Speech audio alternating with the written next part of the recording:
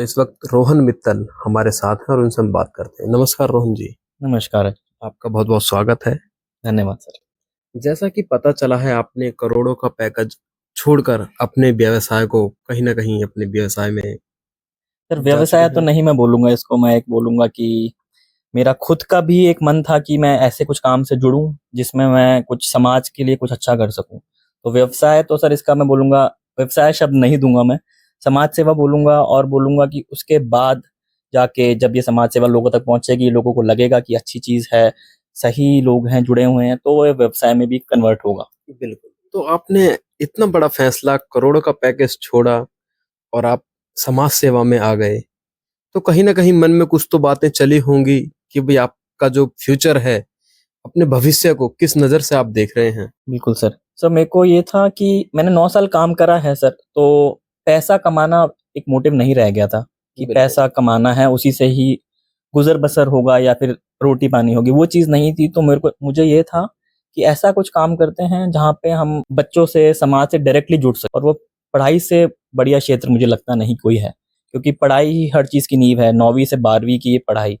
ये बेस इस होता है। बिल्कुल, ये बेस होता है उन कैरेक्टरिस्टिक्स, उन ट्रेट्स को डेवलप करने का, जो आपके रियल वर्ल्ड में जब आप जाते हो, उनमें कोई भी फील्ड लिया आपने, जर्नलिज्म लिया सर, आपने लेट्स से आप गवर्नमेंट जॉब में जुड़ते हैं, आप बिजनेस करते हैं, आप कुछ भी करते हैं, उन सब का बेस 9वीं से 12वीं में जो चीज़ आप कर रहे हैं, जो पढ़ाई कर रहे हैं, उसको पढ़ाई करते हुए जो लगन, जो मेहनत करना सीखते हैं, जो लोगों से बात करना सीखते हैं, वो ही बेस है। तो वो बेस स्ट्रॉन्ग करने के लिए, मजबूत करने के लिए मैंने वेल्डन क्लासेस स्थापित करा।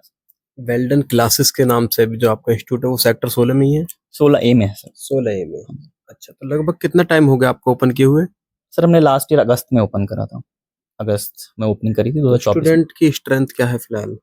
40 के आसपास स्टूडेंट्स हैं हमारे पास, 40 के 9 टू समथिंग 12 है। और क्लास। क्या क्या सब्जेक्ट्स जो अभी लेक्चरर हैं आपके पास? हाँ जी सर, टीचर्स हैं हमारे पास, जो प्रोफेशनल टीचर्स हैं, जिनके पास पढ़ाने का एक्सपीरियंस रहा है स्कूल्स में, कोचिंग्स में। तो वो टीचर्स हैं, हमने खुद पर्सनल इंटरव्यू करके मैंने ही टीचर्स हायर करे हैं।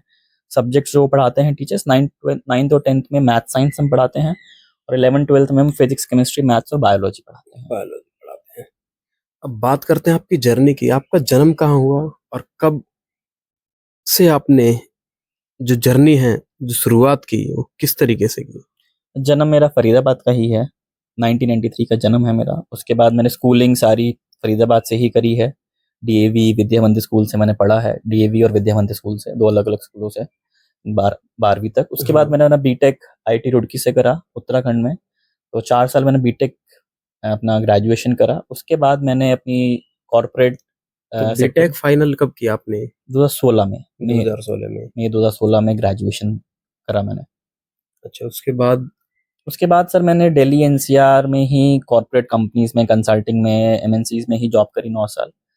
कभी गुड़गांव, कभी नोएडा, कभी गुड़गांव, कभी नोएडा। बिल्कुल बिल्कुल।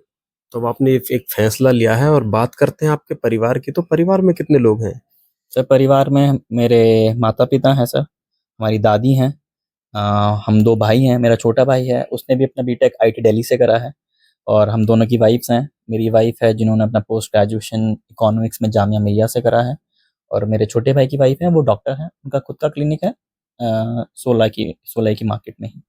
और रिसेंटली मेरी एक डॉटर भी हुई है, तो हम एक और नया एडिशन हमारी फैमिली में। तो सारा परिवार एक साथ रहता है? हाँ जी सर, सारा परिवार हम एक ही घर में रहते हैं यहीं पर। अच्छा, तो क्या करते हैं आपके पिताजी? सर मेरे पिताजी का सर बिजनेस है, वो सेल टेप्स होती हैं सर हमारी, उसकी मैन्युफैक्चरिंग यूनिट है, तो इंडस्ट्रियल टेप्स का हमारा सप्लाई है, उसका काम है। तो रोहन मित्तल जी, जैसा कि आपने बताया सेक्टर 16A में आपने जो इंस्टीट्यूट खोला है, तो उसमें ऐसी क्या फैसिलिटी दी हुई है स्टूडेंट्स के लिए? सर मेरा ये मानना है कि जैसे जैसे टेक्नोलॉजिकल एडवांसमेंट हर फील्ड में आता है, तो हमने वो एडवांसमेंट अपने स्मार्ट क्लासेस में भी देने की कोशिश करी है। तो हमारे सारे क्लासेस स्मार्ट क्लासेस हैं, स्मार्ट क्लासरूम्स हैं। तो इसका मतलब मैं समझाता हूँ। हमने एक एडटेक कंपनी से टाई अप करा है, तो उस कंपनी के स्मार्ट बोर्ड्स हमारे पास हैं। तो जो भी लेक्चर्स होते हैं, टीचर जो भी पढ़ा रहा है, टीचर जो भी बोल रहा है, जो भी लिख रहा है, बच्चा जो भी टीचर से पूछ रहा है, बच्चे आपस वो सब चीज़ें रिकॉर्ड होके ऑटोमेटिकली ही स्टोर हो रही हैं, बच्चे के पास जा रही हैं।